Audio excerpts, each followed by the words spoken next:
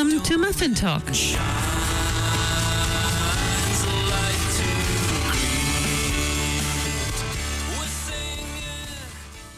Kia ora and welcome to Muffin Talk. This program is brought to you by the initiative Titipounamu, Study and Joy. My guest today is Dr. Maureen Sier. Maureen is the director of Interfaith Scotland, the national interfaith organization for Scotland. Their goal is to help ensure good relations between the diverse religion and belief communities of Scotland.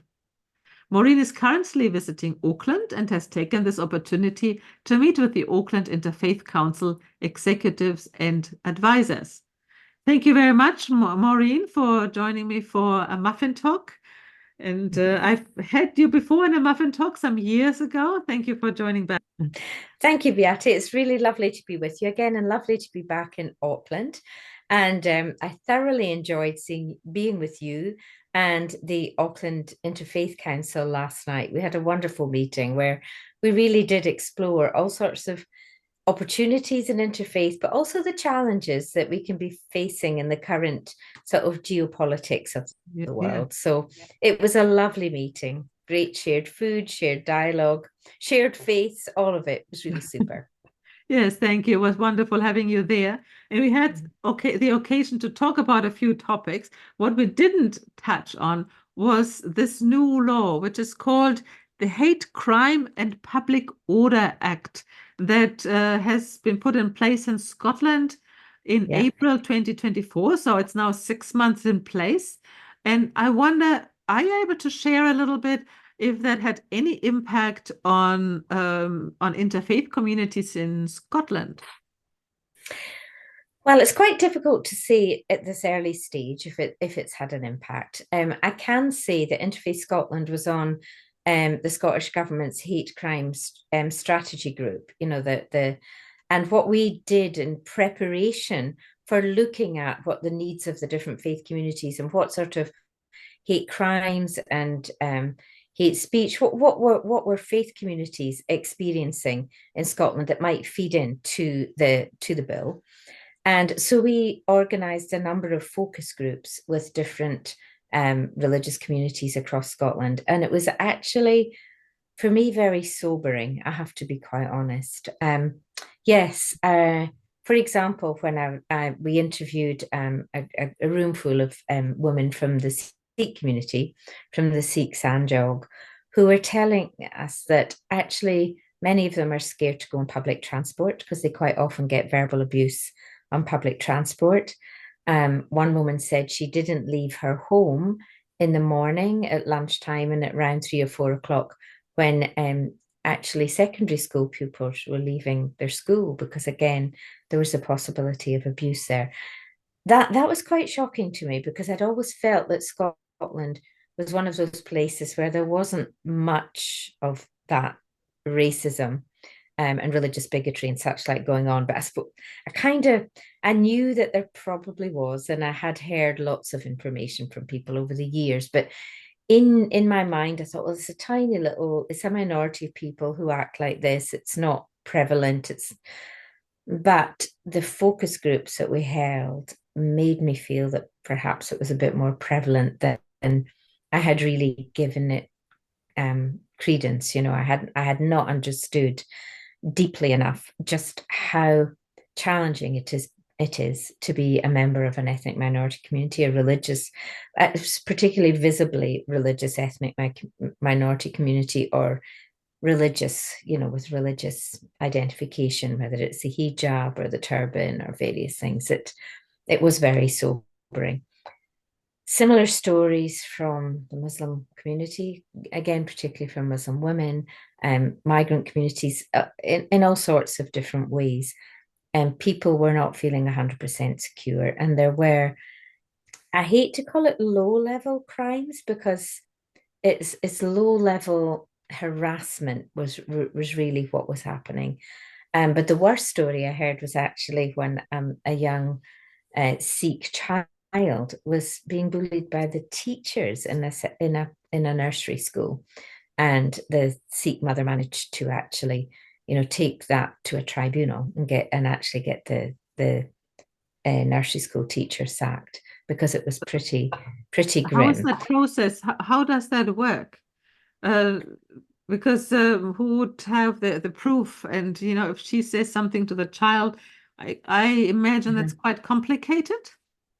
Yeah, I mean, we didn't go into the all the details of how. I think actually we've probably got some details on our focus group report, a bit more about what happened and the fact that, and just really saying that they were taken to a tribunal and they were sacked. But we didn't go into the details of the process. It would be something like the Crown and Procurator Fiscal Department that would really go into all those details.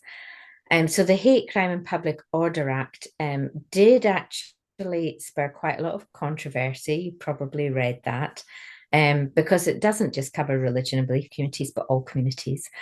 And there was fear of perhaps, lack of freedom of speech, for example. Where's that conflict between the right to speak and to have freedom of speak, but where does that cross over and become incitement to racism, incitement to hate, incitement to, attacks on communities and such like. So there was quite a lot of toing and froing, and eventually the act was passed. Is there a definition that can be really used that the policeman who is not trained in it can use, or did they get a special training for addressing it? Interfaith Scotland have been very much involved from the very beginning, in all the planning and the strategy groups and the discussions. There was also a Lord Brackadale who went around, and he was a lawyer with a deep understanding of, all the different facets of the law and relationship. And there were, I mean, actually, to be honest, the Hate Crime Public Order Act hasn't changed things particularly. These laws were already in existence. It's just that we're not all sorts of separate pieces of legislation, and they've been brought into one piece of legislation. And one of the things that I feel very deeply as a director of an interfaith organization is, yes, there has to be protection by the law but through the law for vulnerable groups and for groups that are experiencing this kind of hatred directed towards them. Absolutely, there has to be, but it's only one aspect. I mean, how do you change hearts and minds? Legislation can protect you to a degree, but then people will just find more insidious ways of a kind of manipulating truth or hurting you, in some way or another. So I think the deepest part of our work is to change hearts and minds so that people don't want to hurt others because they're different. They don't want to use hate speech against a community because they're different, or look different, or sound different, or have different beliefs. And that's the big role of interfaith, I think, much more so than law. I mean, it's legislators and the police and the Crown and Procurator Fiscal and others that have that very nuanced and difficult job, I guess, of knowing when to prosecute and when it's not there as a crime, and it is there as a crime. I'm not skilled at that. I'm happy to do things like we did from Interfaith Scotland, send in the information of what kind of experiences faith communities are having, but it's up to other much more skilled people to know about the nuance of law. And our job is to change hearts and minds. Our job is to bring people together as communities and say, let's meet people from what you consider the other and get to know them. And when you really get to know people, of course, you grow in friendship, you grow in understanding, you kind of grow in love, actually. You really begin to love the communities that you're with. But the trouble is it's reaching people, because quite often people who are motivated by hate very often they're not the people that we're reaching through education. And so I think there needs to be a radical change, I feel, in the way that we deliver education in schools across, probably not just Scotland, but across the world. So that, yes, it's important to be educated in, the typical 3 R's, reading, writing, and maths, and all those kind of things. But actually, what are we educating young people for? And we're educating them for a life in society. And we want them to be part of a society that is tolerant, a society that isn't afraid of diversity and doesn't feel threatened by it, a society where we take care of each other. And that needs really to start from preschool. And Uh, children are not born with prejudice. They're really not. And so maybe there's more than just educating through the school system, but educating at university, family education, our media. I mean, an example, I think, of where there, really there should have been prosecution. I don't know if there has been, but there definitely should have been. You probably heard of the dreadful experience down south where a young Rwandan boy went in and murdered some children and seriously injured some other children and adults. And immediately, I suppose the gutter press or media, some aspects of the media, put out statements saying a Muslim asylum seeker has murdered children. Now, actually, it was factually completely inaccurate. And to me, that was so. Therefore, in my mind, that's hate. That's hateful to do that, to perpetrate a lie in order to incite communities to violence. He was not an asylum seeker. He was born in Wales, and he was not a Muslim. He was of another faith tradition, and or maybe no faith tradition at all. So and then of course that immediately led to mass riots outside mosques, and then there definitely were crimes committed. If that spread to Scotland, for example, would that new act be able to do something against the misinformation from the media in this specific case? I would hope so. I would hope so. There were suggested riots and such like in Scotland, but they were a damp squid. They never came to anything. I'm really glad to say. I think there's probably a more welcoming approach to asylum seekers and refugees, and certainly the years of interfaith dialogue that's really been going on in Scotland since the 1970s has meant that the majority of people do not see people from diverse faith traditions as a threat, but just part and parcel of our Scottish society. So I don't know if that's helpful, but I think as interfaith organisations, our focus should be on education. It should be on education and dialogue, developing religious literacy wherever we get the opportunity. Training, we have training programs across the length and breadth of Scotland that trains actually, civic society, national organisations, and what it means to be religiously literate, to understand the different needs of faith communities, to understand their beliefs and their principles, and again, so that wider society does not feel threatened in any way, but feels this is all part of the rich tapestry of life. We say the rich tartan of life, but the rich tapestry of life, Yes. Just like yesterday with the diversity on the buffet, everybody brought something from their culture. And I think that if we see the diversity as something that that gains something for us, it's enriching and rather than limiting. And I think that what you said was quite interesting. You said that the Hate Crime Act did not do a lot of changes, but the interfaith work and building up relationships that changes people over time. And it's often if you have a different attitude that's preventing crimes rather than coming and having punishment, and people don't understand really. And when it comes to education, I do believe that it needs to be done with all age groups. Absolutely. Yeah. Yeah. Yeah, I do agree. And actually, we're not living in easy times, and it's very easy to polarize communities.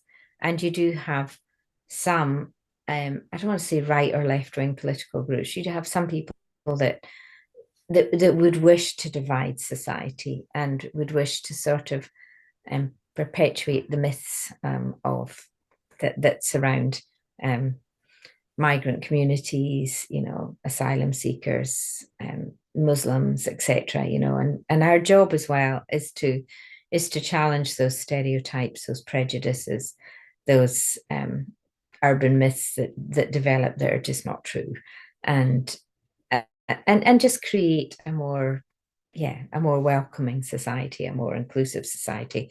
But I want to point out that this hate crime public order bill was not just directed to faith communities. It protects LGBTQ plus and all the protected characteristics. So that in the focus groups, although ours would have been focusing on religion and belief, there were others out doing focus groups on disability and LGBTQ plus rights and trans rights and all sorts of, because it's anyone who's perceived to be different from whatever is perceived as mainstream, or I don't even know the right word now. I just wouldn't even use the word normal, because what is normal? We're all human beings. That's normal to be a human being, but we have all sorts of different ways of expressing our religiosity, our spirituality, our beliefs, our conscience, our sexuality, even our gender. And I think all of that is protected by law. But again, it's how do we, an encounter is such a powerful thing, really spending time, quality time and dialogue with those that you perceive as different. And just with that, not going in there with an attitude of challenging and I'm going to prove you wrong and me right, but with an open heart and a real deep curiosity to know, what's it like to be you? What are your beliefs and your way of life, and what's it like for you to operate in Scottish society? Just a real open curiosity, I think, is a fantastic human gift, and we need a bit more of it. And if we work in our interfaith work, we have a deep level of trust also, that we can ask questions of somebody else's faith without having to fear that we are using the wrong words, because we all know when we show our curiosity that people are very patient with us when we ask maybe not quite the right question, but we all know that we are coming from a friendly point of view of trying to understand and having an open heart. Yeah, I think you're spot on there. Absolutely. And I found that last night at Auckland Interfaith Council meeting, that people that were there with such open hearts. And I felt that you had managed, all of you together, to create a really safe space. Yes. And that's another thing that I think interfaith organizations can do. They can create real safe space for dialogue, because we're working to be inclusive. We're trying our very best to make people feel that they're safe in this space that we've created. It doesn't mean that we might not challenge each other sometimes, or, ask difficult questions, but it's safe to do that. And it's safe to be open to listen to the response to those difficult and challenging questions. Thank you so much, Maureen. I think these are really beautiful words to end our interview today. And maybe we'll do an interview across the world next time, when you are sitting in Scotland and we are sitting here in New Zealand. But we are staying in touch, and that will help also the interfaith across the globe. Thank you. We do have a Scotland Abroad Faith Exchange programme, and New Zealand features in that programme a number of times, and we've had some wonderful engagements.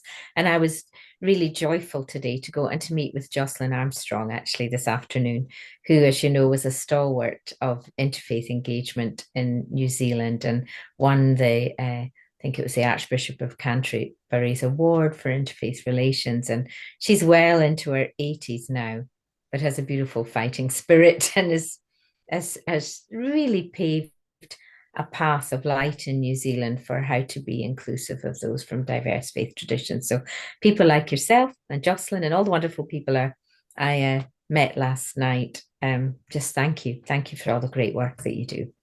Thank you. Thank you, Maureen. And have a safe trip back to Scotland. And hopefully on the plane, you already connect with other people to spread the beauty of interfaith. Yeah. Thank you, Beate. Lovely. Out there, oh, peace is calling. In the bonds of love we meet. For the world, a new day dawning and shine.